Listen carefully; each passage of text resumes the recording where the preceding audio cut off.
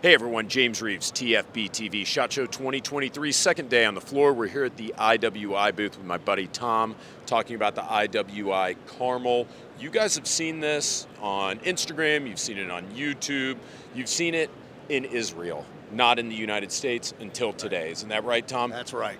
So we're actually going to be producing this in the United States. That's one of the key things. We've done some changes to it from the original version that you may have seen with IWI Israel. And I'll just kind of hit that right off the bat. One of the things, the Israeli version, this had plastic polymer handguard pick rails on it, but it sloped down.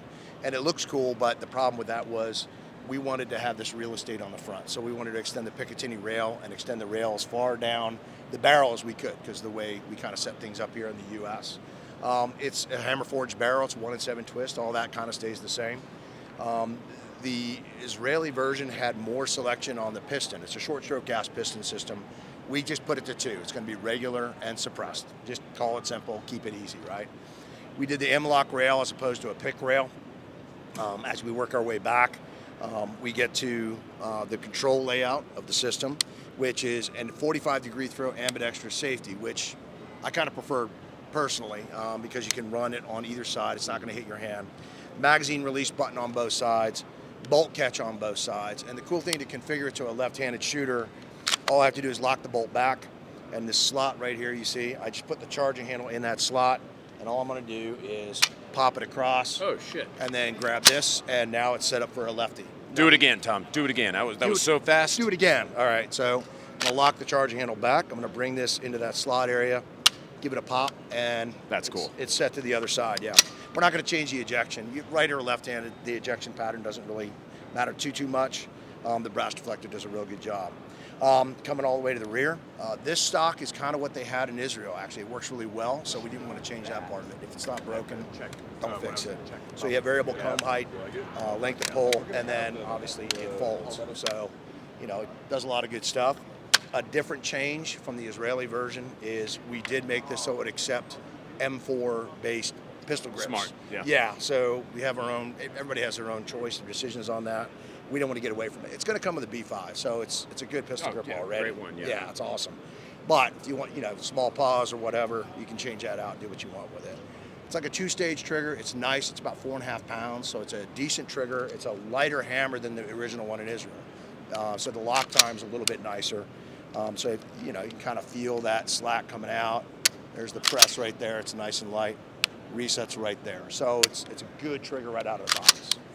Talk to me about the origin of the Carmel. How did this come about and when? So it came about in actually 2009 in Israel. So the project it was built, and it had the ability to quick change the barrel. And that was something that most people just don't need. That was something else we got rid of.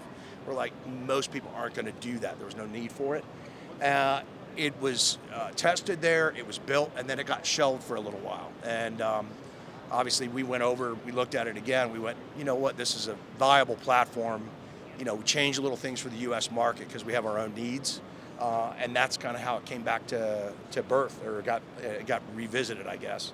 And this is what we're going to do now, and it's going to be made in the US. So we're not necessarily relying, you know, on a foreign import of parts to get this thing going. So it made it work really well. I have an AR-15. Yes. Why do I want this?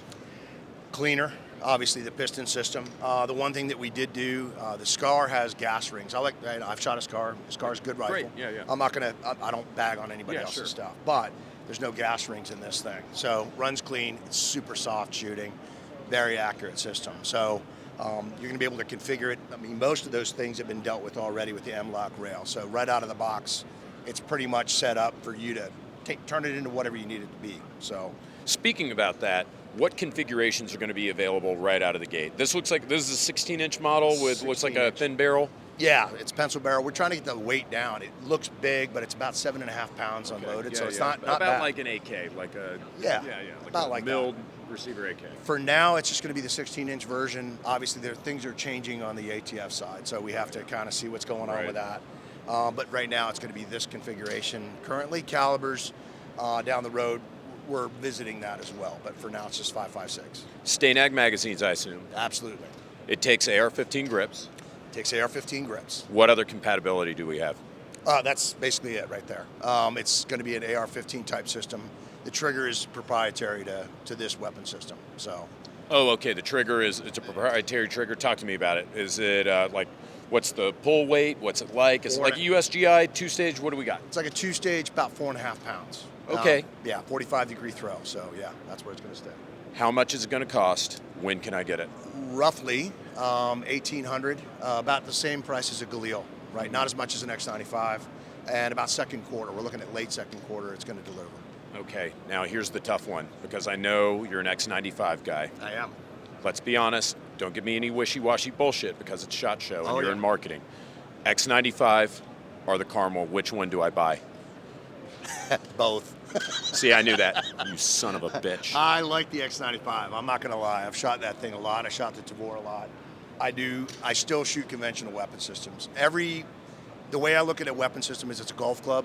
Depends on the green you're on and what you're familiar with. Mm-hmm. So if you're one of those folks that's just not going to be a bullpup guy, and I get that, I understand that, this is a really good option for you. Old Riverboat Tom can't get a straight answer out of this snake. I'm used to it. Guys, stay tuned. We're bringing you more from SHOT Show 2023.